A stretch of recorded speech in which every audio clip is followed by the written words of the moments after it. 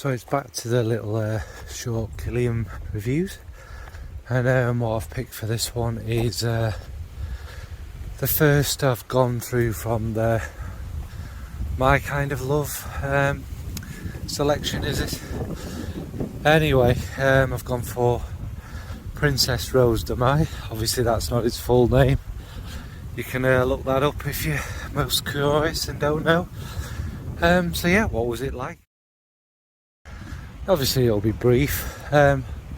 This one, I'll have to compare a little to the original, but this one opens with a sweet jammy kind of rose in there, and that's kind of the first thing that hits you, and you do get all them sort of vanillic, milky, caramelly kind of notes coming through, and the matcha and the ginger are there, but not as, to me, not as noticeable in this one as they are in the original. The rose kind of takes away that, and as it develops, it's definitely more of a pink smelling one. It's, like I say, it's not as creamy because the rose takes over that. There might be more, obviously you presume it's Rose de Mai, but there's probably more than one rose, because as well as that sweet rose, there's like a very pink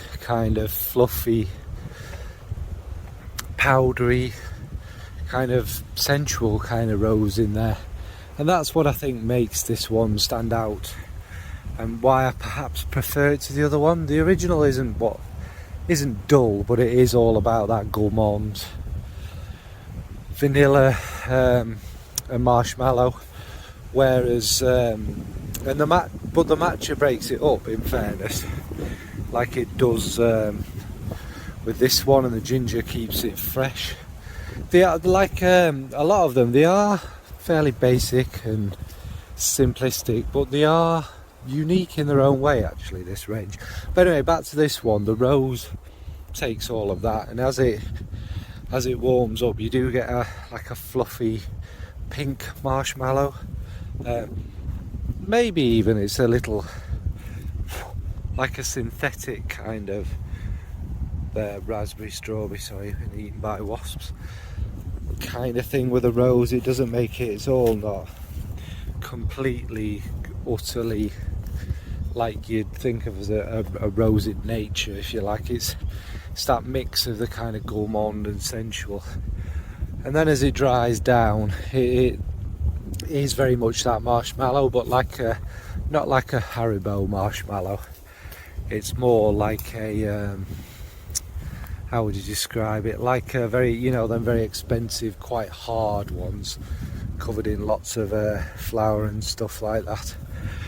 And the musks come through a bit more, and it's just quite smooth, but that pinkness does stay around. It doesn't turn into the original, and it's basically, that's it. I don't need to waffle on it. It's very nice.